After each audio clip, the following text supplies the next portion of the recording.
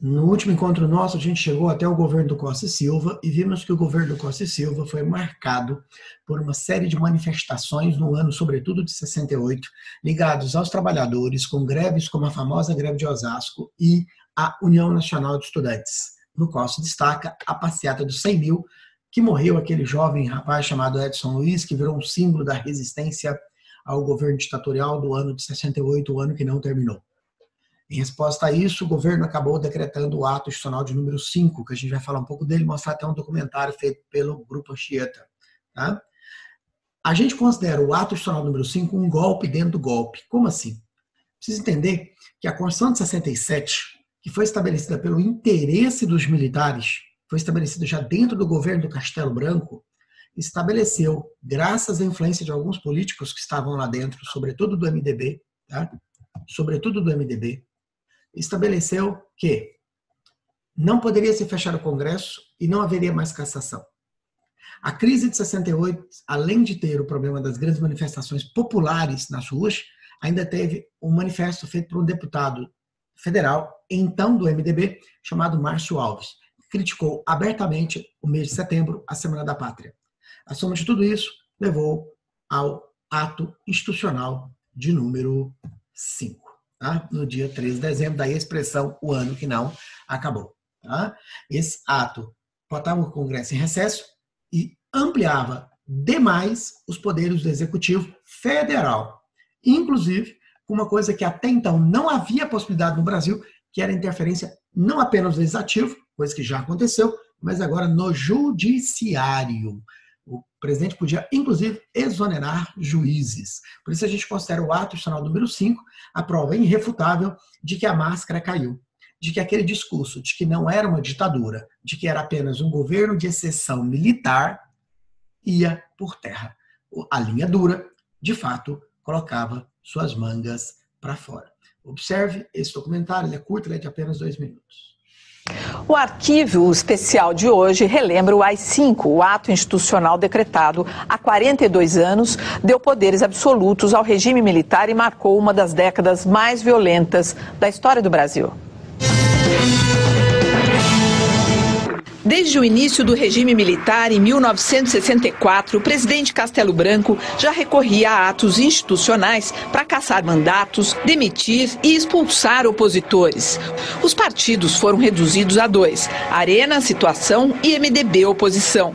Em 68, em meio a uma série de confrontos e manifestações de rua, a oposição ganhou força e os militares de linha dura passaram a pressionar pelo fechamento do regime.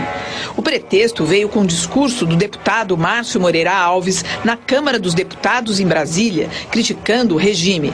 No dia 12 de dezembro, numa sessão histórica, a Câmara negou licença para que o deputado fosse processado. O projeto foi rejeitado. No dia seguinte, o Conselho de Segurança Nacional se reuniu. Repare aqui numa coisa importante, gente. No dia 12 de dezembro, o deputado Márcio Alves teve o pedido feito pelo governo de ser processado e cassado rejeitado. Ou seja, mantiveram a imunidade parlamentar dele. Isso foi o gatilho para o decreto do AI-5. Então, de vez em quando, isso é menos importante do que lembrar quais eram as características do AI-5, mas de vez em quando aparece prova que pergunta qual foi a desculpa, a justificativa, igual que na Unicamp, usada pelos militares para decretar o famoso ato institucional número 5. Então, a desculpa foi a negativa do Congresso Nacional de autorizar o processo de cassação de Márcio Alves. Tá? Qual é a razão verdadeira? O ano de 68. As grandes manifestações nas ruas, a grande pressão exercida, sobretudo pelos estudantes e pelos proletários contra o governo, levando o fortalecimento da linha dura, que aproveitou da situação e lá em Laranjeiras, decretou o ato institucional de número 5. No Palácio das Laranjeiras, no Rio de Janeiro, e a pedido do presidente Costa e Silva, aprovou o ato institucional número 5. Outra coisa que você não pode errar, então, de jeito nenhum. Apesar do Médici ser muito mais lembrado como aquele que é o auge da ditadura, quem decretou o AI-5 foi o Costa e Silva, não foi o Médici, tá? Interesse nacional poderá decretar a intervenção nos estados e municípios sem as limitações previstas na Constituição. Excluem-se de qualquer apreciação judicial todos os atos praticados de acordo com esse ato institucional. Fica decretado o recesso do Congresso Nacional a partir desta data. Em nome da segurança nacional, tudo foi permitido. Fechamento do Congresso, prisões arbitrárias, tortura e assassinato. A oposição foi violentamente perseguida. Grupos de guerrilha urbana, trabalhadores em greve, estudantes em passeatas e políticos. Centenas de peças de teatro, livros, revistas e jornais foram censurados. O AI-5 durou 10 anos.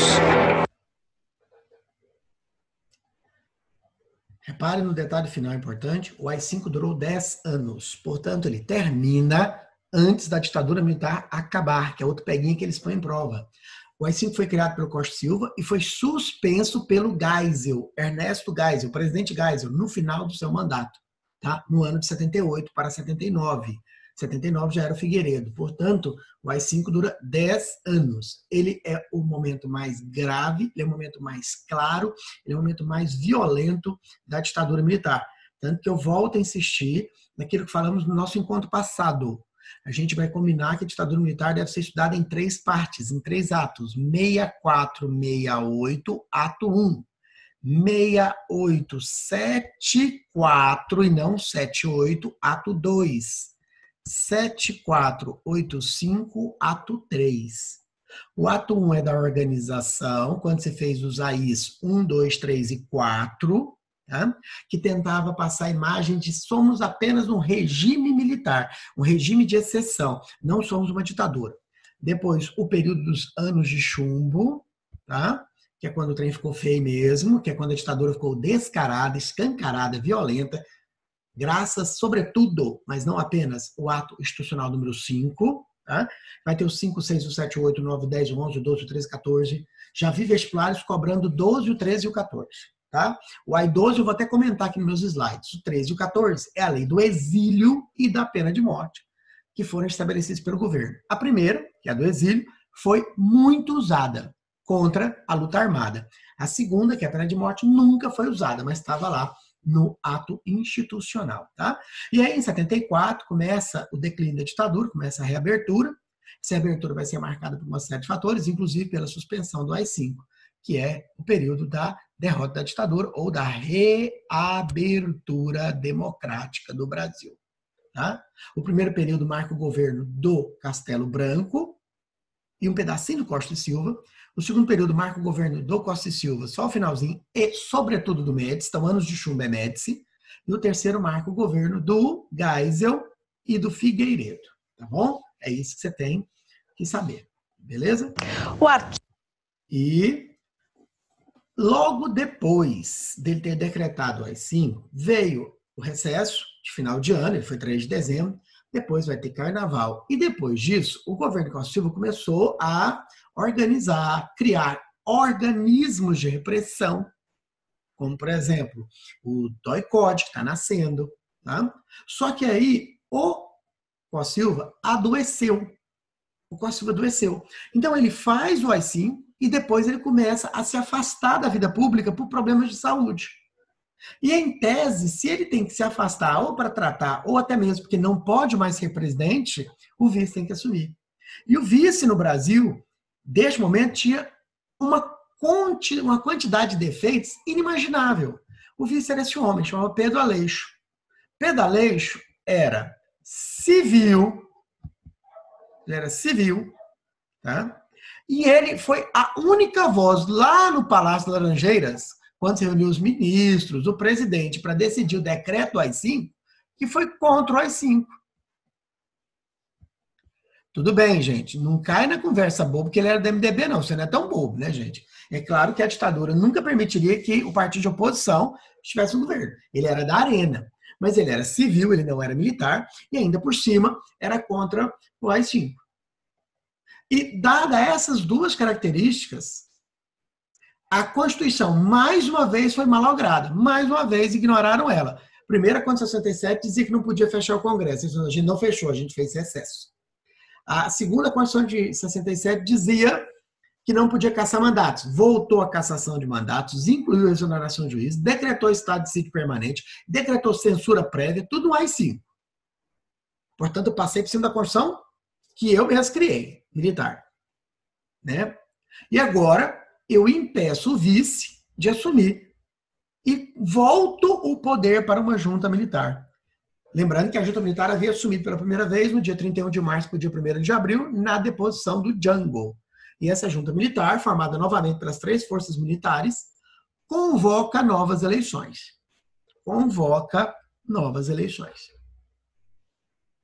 Costa e Silva está fora e Pedro Aleixo não se tornou presidente do Brasil. O Brasil viu uma eleição extraordinária acontecer e o colégio eleitoral escolheu o líder da linha dura, Emílio Garrastazu Médici, o presidente Médici. O presidente Médici mantém a linha do Costa e Silva de formar órgãos de pressão e começa uma violenta perseguição aos opositores do regime.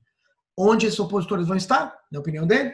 Dentro do próprio MDB, os comunistas disfarçados, dentro dos setores sindicais e trabalhistas, que inclusive era a greve de Osasco, a greve de Contagem, e dentro da UNE. E aí você começa a repressão. Só que tudo tem 2 lados da moeda. Antes, quando eu ia me manifestar, eu me manifestava publicamente. Vamos voltar aqui nos meus slides, ó. Voltando meus slides. Tá? Voltei muito, perdão, gente. Aí, ó, eu me manifesto publicamente. Eu me manifesto sem medo. Abaixo a ditadura, povo no poder. Centenas de pessoas nas ruas do Rio de Janeiro na grande marcha. A passeata de 100 mil. Só que agora está decretado estado de sítio permanente. Se está decretado estado de sítio permanente, eu não posso manifestar publicamente.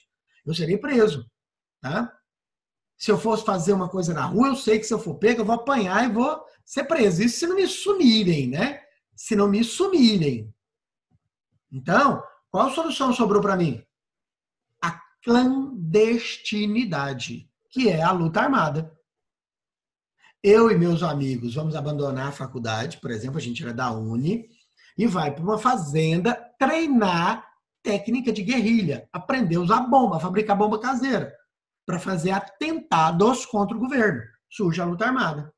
E essa luta armada, ela se torna a única resposta possível a uma ditadura agora violenta. Tá? A censura é prévia. Se você quiser publicar algo, você tem que primeiro apresentar isso ao governo e pedir autorização. Os jornais eram analisados diariamente, tinha um prazo, então você fazia lá a imagem do jornal, que você não fez rascunho, chamava boneca, levava para o censor, para ele decidir o que você podia publicar ou não. Tá? Este é o momento de maior repressão da ditadura. Tá? O DOI-CODE é o mais famoso órgão da ditadura. Tá? Ele tem envergadura nacional, ele estava presente em todas as capitais, inclusive em Goiânia, para você entender, porque o epicentro de resistência, gente, é no sul-sudeste, depois nordeste. O centro-oeste e o norte, eles eram áreas sem grande politização. Na época, hoje não, né? Hoje todo mundo aqui politizado. Então, tá? A repressão era maior. Vale lembrar que não tem só esse, tem outros órgãos de investigação, que é o CIAR, o CENIMAR, o CIEX, que eram os órgãos ligados às Forças Armadas. Esses órgãos investigavam. Sabe como é que foi chamado isso aqui na época? Os grandes policiais que investigavam contra os crimes da nação? Araponga. Araponga era o nome que se deu carinhosamente para os agentes dos órgãos de repressão. Tá? O DOI-CODE investigava. Reparem algumas coisas aí que dá para a gente mostrar aqui para vocês. Ó. Olha o nome que... E isso tem um peso esse ano, hein? Olha o nome que a gente dava, na época, que o Brasil dava para as pessoas que eram contra o regime. Terroristas. Terroristas, era chamado terroristas. Você fazia a lista deles, listas, com fotos, com nome, e denuncie, tá? Denuncie. Entregue esse para o Brasil. Este é o período violento da ditadura militar. Vou mostrar a partir de agora algumas imagens, um vídeo, para que você entenda como que funcionou esse período. Tá? Lembrando de que de um lado você tinha os órgãos de repressão, o mais famoso de todos era o DOI-CODE, e do outro lado você tinha a luta armada, como por exemplo o MR8, o Movimento Revolucionário de Outubro, em homenagem a Che Guevara. Tá? A ALN, atenção para esse, é ALN. Tá? Ação pela Libertação Nacional. Não confundir com ANL, que é lá do Luiz Carlos Prestes, que na era Vargas fez intentona comunista. Não confunda um com o outro, tá bom? Então, você tem aqui esse momento dos órgãos de pressão, esse momento de luta contra a ditadura, um se opondo ao outro. Muita gente já ouviu falar. Muita gente ouviu falar de cadeira do dragão, que era uma cadeira de ferro que as pessoas davam choque. Ou pau de arara, tão famoso. Tem uma outra aula de ditadura, nessa que eu acho que eu não tenho, que mostra a figura do pau de arara. Mas pau de arara é a coisa mais fácil do mundo, se fosse para mostrar para vocês. Qualquer um sabe o que é pau de arara. Pau de arara, você pegava o cara, pendurava ele, tá? E batia nele para ele confessar o que você queria. Tá? Claro, né? Tem outro tipo de pau de arara, não confunda. Tá? Pau de arara, né? Onde você imagina que você tem ali. Ó. Vamos pegar aqui e mostrar para vocês. Tá? Um pau de arara. Aí, ó. Pau de arara. Tá vendo? Isso é um pau de arara. Aí o cara ficava pendurado aqui. Obviamente, ao fazer isso, a cabeça dele começava a doer, os músculos começavam a tensionar e depois acabavam sofrendo lesões. E o cara, às vezes, ficava pendurado nesse negócio por horas e horas. Tá? Beleza? Então, todo mundo já ouviu falar disso. Todo mundo já ouviu falar dessa ditadura mais sanguinária. Por isso eu trouxe uma outra imagem para vocês. Assista esse documentário, também breve, da Comissão Nacional da Verdade. Um dos grupos que trabalhou na comissão, e eu fui responsável por esse grupo, era o grupo que ouvia e tratava dos relatos, sobretudo envolvendo a violência sexual, violência de gênero do período da ditadura, né? Esse é um aspecto menos, digamos, conhecido da ditadura, e as próprias vítimas, muitas também não tinham clareza que elas tinham sido vítimas de violência sexual. Para trabalhar essa questão, a gente usou padrões estabelecidos pela Organização Mundial de Saúde, que tem definições sobre o que é violência sexual, e era necessário explicitar muito isso para que as vítimas, então, elas conseguissem perceber que foram vítimas de violência. Então, por exemplo, uma senhora que foi vítima da ditadura, e ela perguntou: por que vocês colocaram que choque nos mamilos é violência sexual?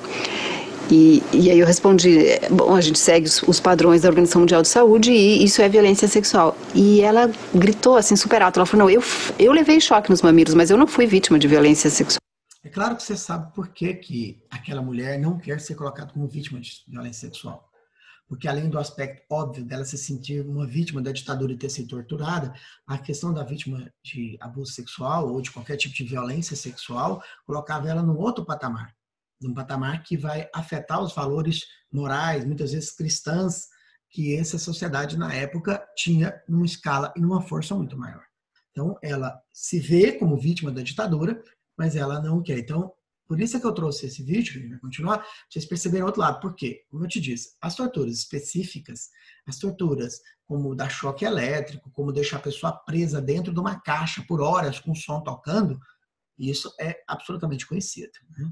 E isso, ela não foi a única, não era uma exceção. A gente percebia claramente que, por exemplo, a maioria das vítimas não tinha essa noção de que ser obrigada a tirar a roupa, ficar nua no momento da prisão, isso já é violência sexual. E aí os relatos são muito fortes, porque a gente ouviu muitos relatos de mulheres, por exemplo, grávidas que foram levadas para assistir os companheiros serem torturados. A gente ouviu relatos de mulheres grávidas que eram torturadas para perder os bebês e perdiam, abortavam. E a gente também ouviu crianças que sobreviveram à tortura na barriga das mães e crianças que presenciaram violência nas suas casas, nos ambientes onde viviam, ou foram separadas dos pais, ou crianças que a mãe, por exemplo, teve que fugir para o...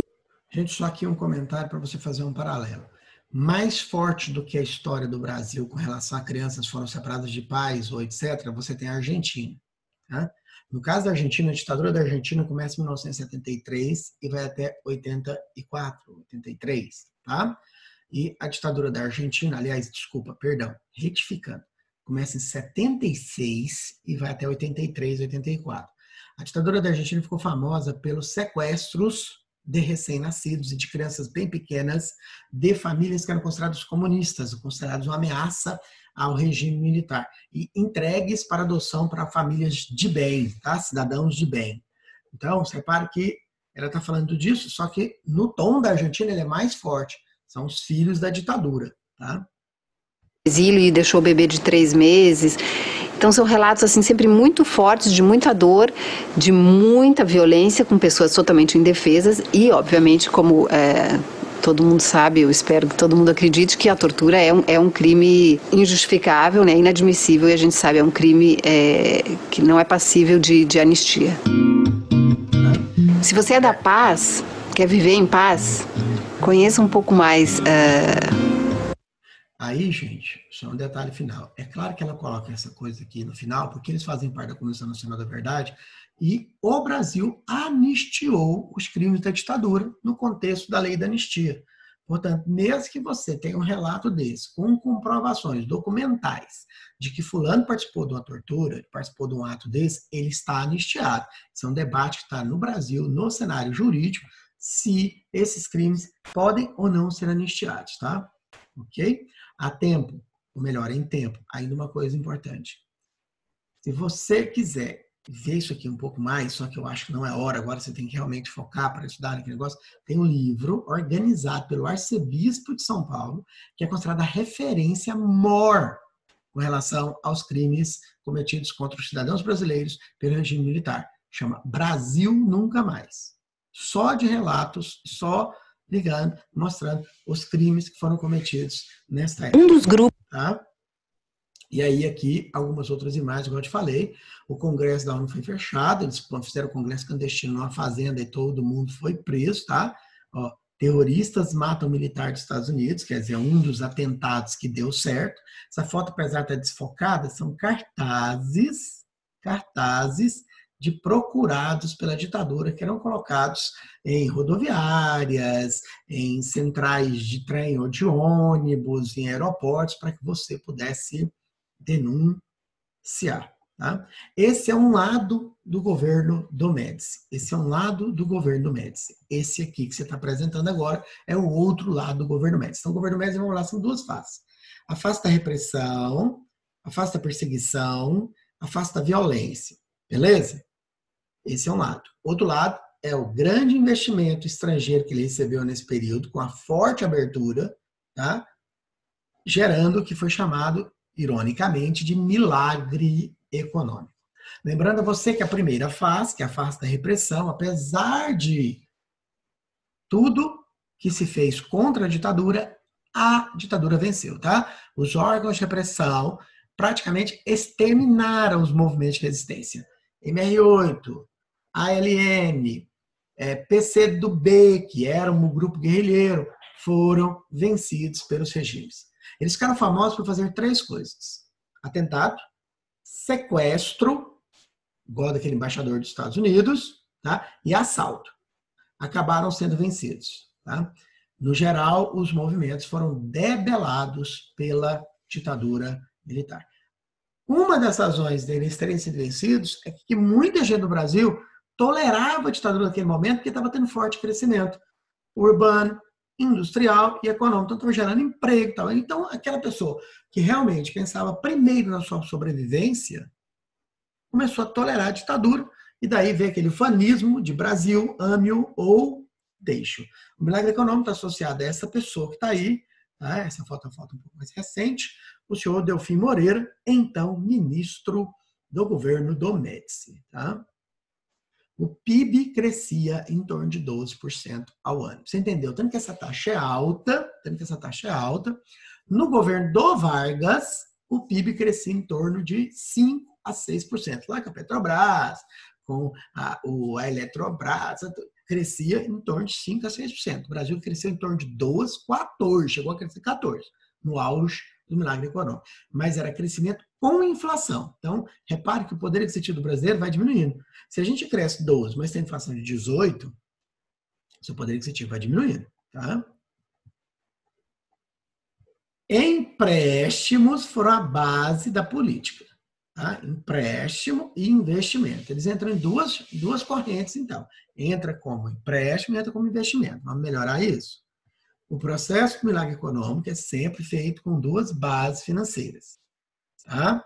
3% entra como investimento, 4% entra como empréstimo. Tá?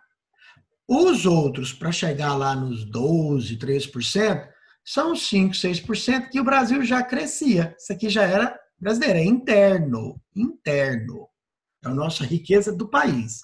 Essa é a riqueza externa. Então, 3% a 4% entrando capital estrangeiro, fazendo um país que crescia 5%, crescer 12%. Por isso a ideia de milagre. Como é que um país que tem condição de crescer 5, 6, cresce 12%? Com o dinheiro externo. Com o dinheiro externo. Só que aquilo que a gente chama de milagre econômico, de crescimento, de desenvolvimento, pode ser visto como uma crítica. 3% do investimento, quem que está investindo? Multinacionais. O que as multinacionais geram? Dependência. 4% de empréstimo, o que empréstimo é, na verdade? Dívida externa. Então, o Brasil teve um milagre econômico calcado no capital estrangeiro e isso resultou em duas coisas. Resultou em dependência do setor tecnológico, etc., e resultou em endividamento, dívida externa. Claro, naquele momento também resultou em crescimento do PIB, resultou em aumento do emprego, resultou em urbanização. Não vou negar isso. Mas não resultou, por exemplo, em distribuição de renda. Não resultou em distribuição de renda, tá? E para simbolizar tudo isso, foi feita as obras faraônicas. Você está vendo? A Transamazônica, a Ponte Rio-Niterói, tá? São as obras que simbolizam, tá? A Itaipu. Essas obras são chamadas de símbolos de sucesso. São as obras faraônicas. Tá? São as obras faraônicas, ok? Bom, dito isso, esse é o resultado final. Como eu disse a vocês, o crescimento econômico do Brasil é representado por PIB maior. Houve, de fato, e o governo fez questão de mostrar isso, um crescimento da renda. Só que para mostrar que houve crescimento da renda, eles usaram a per capita, por cabeça. Mas como você é especialista em matemática, você sabe que se está tendo crescimento da renda per capita, não significa que está tendo crescimento da distribuição de riqueza. Portanto, os ricos ficaram bem mais ricos, mas a pobreza continuou igual no Brasil. Os problemas ligados à habitação, à alimentação, a saneamento, fizeram foi piorar. É um período que você tem um forte crescimento das favelas. É aqui que nasce, por exemplo, no Rio de Janeiro, a gente é a cidade de Deus. É aqui que ela se torna a história que você viu no filme. Então, o Brasil maquiou. Ele mostrou que a renda do brasileiro aumentou, mas per capita. Ele não destacou isso aqui. Ele manipulou os dados. Por isso, quando teve aquela proposta aí do governo, agora com o Ministério da Saúde, de mudar o jeito de mostrar os índices da Covid, muita gente deu chilique. Porque não seria novidade no Brasil usar de outra forma de mostrar números para tentar minimizar o desgaste. Beleza até aí? O que nos levaria agora a um próximo passo de aula. Só que antes eu quero aproveitar o ponto que a gente está e fazer um resumão para vocês. Preste atenção nisso aqui e vê se você entende. No geral, desde a era Vargas, eu já disse para você que nós estamos na discussão entre capital interno versus capital externo. Essa é uma discussão que parece que não se encerrava. Tem gente que defende o uso de capital externo, tem gente que é contra o uso de capital externo, tá bom? E aí surgiu dois movimentos básicos no Brasil. Aqueles que defendem o uso só do capital interno, que eu vou chamar de nacionalistas.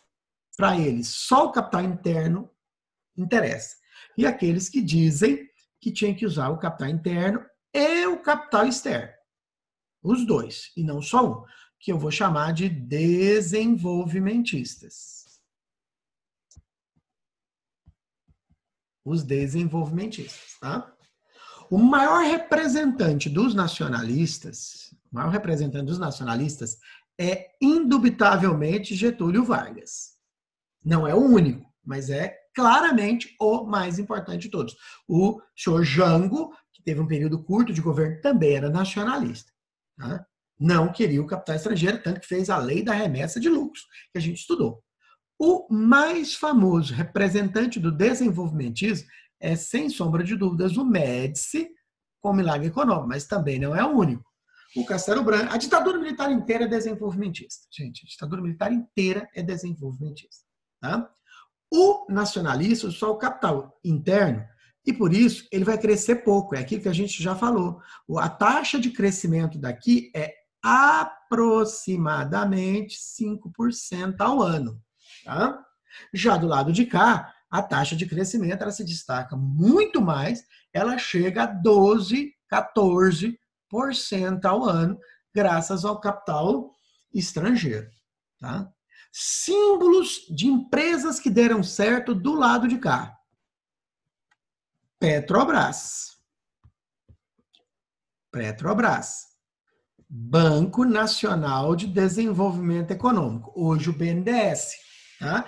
Eletrobras, usina de Paulo Afonso. São símbolos que você não pode esquecer. Vamos colocar mais um que não pode esquecer de jeito nenhum. CSN. Então, a Companhia Siderúrgica Nacional, a Petrobras, o BNDE, são símbolos desse nacionalismo. Você vê que todos os três estão associados à mesma pessoa. Todos os três foram feitos por Getúlio Vargas. Tá? Símbolo do lado de cá. Eu vou botar símbolo empresarial. Eu não vou escrever aqui, por exemplo, Ponte Rio-Niterói. Tá? Aqui a gente tem a Telebrás, levando o Brasil a um novo estágio de desenvolvimento técnico de telecomunicações. Você tem a Telebrás. Tá? Você tem a Itaipu, porque a Itaipu é uma empresa, gente, ligada à Eletrobras. Você tem Itaipu. Nós podemos citar aqui também as Angras. Angra, a usina. São símbolos desse modelo de carro. Tá? Aí você fala, aqui vai ter uma coisa que não vai ter aqui, certo? Sabe o que vai ter no desenvolvimentismo que não tem no nacionalismo? A presença maciça de multinacionais. Enquanto do lado de cá, a gente tem a presença maciça de empresas brasileiras. Exemplo de uma empresa brasileira. FNME, Fábrica Nacional de Motores. Exemplo de uma empresa multinacional que simboliza esse milagre econômico. A Volkswagen. A Volkswagen. Essa é a dicotomia. E para encerrar, não menos importante, na verdade, na minha opinião, mais importante, há um período de predomínio de cada um deles? Puta merda, assim. Você não vai cair sem prova. O período de predomínio do nacionalismo é da década de 1930 até a década de 50. Repare que pega o Vargas inteirinho, né? Esse é o período de predomínio do nacionalismo. Já o predomínio do desenvolvimentismo é da década de 60 até a década de 80. Então, repare que pós-ditadura, a gente não vai discutir isso aqui mais. Pós-ditadura muda o discurso. Isso é um discurso para ser usado aqui. Então, você tem aqui o predomínio do nacionalismo de 30 a 50, então o predomínio do desenvolvimentismo de 60 a 80. Tá? E em cada um desses períodos tem uma exceção que a gente não pode esquecer. Tem uma exceção que a gente não pode esquecer de jeito nenhum. O exceto de cá é o Dutra. O Dutra governa de 1946 a 51, portanto está dentro do período, 56 a 41, e ele abre para o capital estrangeiro, ele permite a entrada de multinacionais, portanto ele não é nacionalista, beleza? Já do lado de cá, o exceto é bem óbvio. O exceto lá de cá é o Jango, é o João Goulart, que paga o preço de ser nacionalista num período mais desenvolvimentista, sofrendo a sua deposição no golpe de 64, 1964. Então, você tem essa diferença aqui, notória. Tá? E já que a gente está falando de exceções, ainda tem um que tem que ser lembrado. Deixa eu tentar uma cor que eu não usei aqui, essa. É que alguém vai ser a junção dos dois. Alguém vai juntar esses dois mundos. Vai juntar esses dois mundos. Vai ser, ao mesmo tempo, considerado nacionalista e desenvolvimentista. Vai pegar duas coisas, que é água e óleo, e vai conseguir juntar. É o senhor Juscelino Kubitschek. Por isso, o período de JK é o único que é chamado de nacional desenvolvimentista, porque ele é a união das duas coisas ao mesmo tempo. Ficou claro? Vocês têm aqui, num quadro pequeno, feito em uma tela de computador, toda a característica econômica de ideologia política de 1930 a 1980. Então, isso aqui vai ajudar vocês a matar centenas de questões em prova. Então, não deixe de compreender nenhuma dessas coisas. Me interpela, pergunta se você não entendeu, porque isso aqui é a base fundamental do que vai de 30 a 80 a título de política econômica, norteou todo este período, e inclusive destacando os sucessos de cada um dos lados. Beleza? Então tá. Saindo daqui e lembrando que este processo histórico que vocês acabaram de ver vai se encerrar pós-Médici. Então, recapitulando e amarrando o Médici. Governo marcado pela ascensão efetiva da linha dura, utilizando efetivamente em larga escala o ato institucional de número 5, graças aos órgãos de repressão. Politicamente, foi marcado por censura, perseguição, intolerância e pelo conflito com os jovens da luta armada que foram vencidos por Médici. Economicamente, marcado por forte desenvolvimento econômico, graças à entrada maciça de capital estrangeiro, que apesar de ter gerado emprego, gerado crescimento, ninguém está negando isso, resultou em um aumento significativo da dívida externa do Brasil e, soma-se a isso, uma segunda consequência, que é o aumento da distância entre ricos e pobres. Tá? 1974. Médici é substituído por Ernesto Geisel. Eleições indiretas, tranquilas, dentro da ditadura militar. Acontece que o Geisel era castelista, ele não era da linha dura. Portanto, o Geisel era diferente do Médici, ele era moderado. Esse é o ponto 1. Ponto 2, vamos voltar de novo para a nossa tela branca. É preciso agora olhar com uma certa atenção para o cenário internacional. Pós-74, o cenário internacional vai mudar profundamente. Está tudo ligado a um episódio chamado Yom Kippur. Você estuda em História Geral, em Geografia. Yom Kippur é o dia do perdão. Na data do Yom Kippur, em 73, o mundo árabe entrou em conflito mais uma vez com Israel. E o resultado da guerra do Yom Kippur foi uma devastação do mundo árabe por Israel. Ele bateu pesado. Isso levou alguns países árabes, que eram fornecedores de petróleo para o mundo, a começar a restringir a oferta de petróleo. Então, após a guerra do Yom Kippur, houve a formação de um consórcio de países exportadores de petróleo, né? Eram as irmãs, depois vai virar o OPEP, que você já viu isso em geografia, e esse consórcio restringiu a oferta de petróleo no mundo.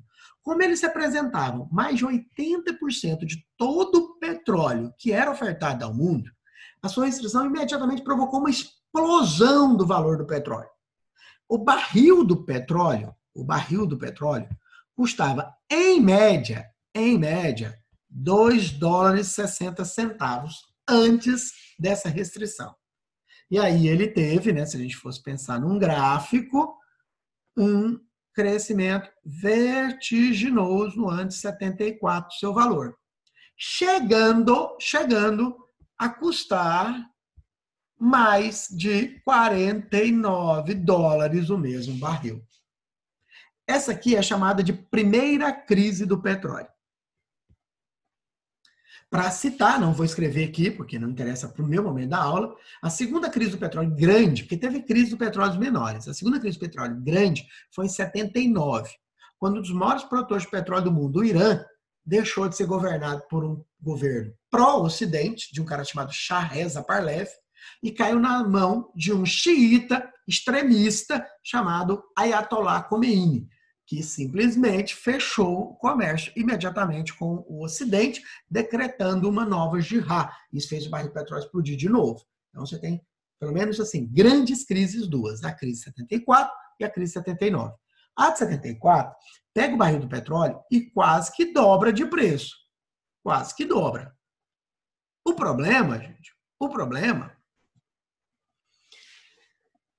é que o Brasil, antes, né, disso tudo, o Brasil antes tinha pego muito empréstimo no governo do Médici. A gente acabou de falar disso. E na hora que você vai pegar empréstimo, você precisa de uma referência. O Brasil podia ter usado o dólar como referência, mas o Brasil não usou o dólar. Quando o Brasil vai pegar dinheiro emprestado, a referência que o Brasil usou era uma moeda chamada petrodólar. Essa moeda é uma moeda simples. O petrodólar é uma moeda usada cujo valor era baseado no valor do petróleo. Então, vamos supor que você tenha pego, vou dar um exemplo pequeno para ficar mais fácil até de fazer conta, 100 mil emprestado. Portanto, você tem 100 mil dividido por 2,6. Ou, no caso, você pode fazer até o contrário, para fazer mais fácil, né? Cada barril de petróleo custa 2,6, você pegou 100 mil dólares emprestado, então você deve, estou fazendo as contas aqui, você deve 38 mil, você deve 38,461 de barril de petróleo. Você deve 38.500 barris de petróleo. Em 74, a dívida externa do Brasil não aumentou só por causa do juro. Aumentou porque você deve 38.461 barris de petróleo vezes 49. Sua dívida agora real é de 1.884.615.38. Você não deve mais 100 mil. Você deve 1.864.000 aproximadamente. Então, qual é uma das razões da dívida externa do Brasil aumentar demais? Porque o Brasil devia em petrodólar. Devido à crise do petróleo, a dívida externa do Brasil aumentou exponencialmente num período muito curto, gerando uma crise insustentável. Esta é a crise do petrodólar. Tá? E como é que em história chamamos essa crise provocada na década de 70 no mercado mundial? A gente chama de a década perdida. Isto é que é a década perdida. Portanto, eu saio do milagre econômico, geração de emprego, crescimento acelerado, PIB alto, renda per capita alta, a gente pode conversar borracha, e entro em um período de retração financeira, endividamento do Estado, fim dos investimentos, aumento do desemprego. Então, eu saio de um crescimento e vou para um período de crescimento é da inflação, crescimento é do desemprego, crescimento do endividamento e fim dos investimentos públicos. Década perdida. Essa talvez, não só, mas seja uma das principais razões do Brasil, a partir do Geisel, começar a reabertura, que é o processo gradual para devolver o poder aos civis, porque realmente na mão dos militares agora estava triste. Vai lembrar que se você quiser colocar mais um elemento que explica o período de reabertura, além da década perdida, tem outro, que é o fim da Guerra Fria. Nesse momento, a União Soviética começa a dar sinais de que realmente ia parar com a sua disputa ideológica com os Estados Unidos, entra o Gorbachev daqui a pouco chega ao poder, e ele começa a glasnost a perestroika, e aí os Estados Unidos não precisam mais apoiar ditaduras na América, porque o comunismo soviético está fracassado. Soma-se o fim do apoio internacional norte-americano e a crise econômica internacional e nacional, e o Geisel anuncia que vai começar um processo de reabertura para devolver o poder aos civis. Esse processo de abertura vai ser lento e gradual. Vai começar com Geisel e vai se encerrar com Figueiredo. Tema da nossa aula da semana que vem, encerrando a ditadura militar e nos levando ao último conteúdo do semestre, que é a Nova República. Beleza? Espero que vocês tenham entendido até aí. Obrigado.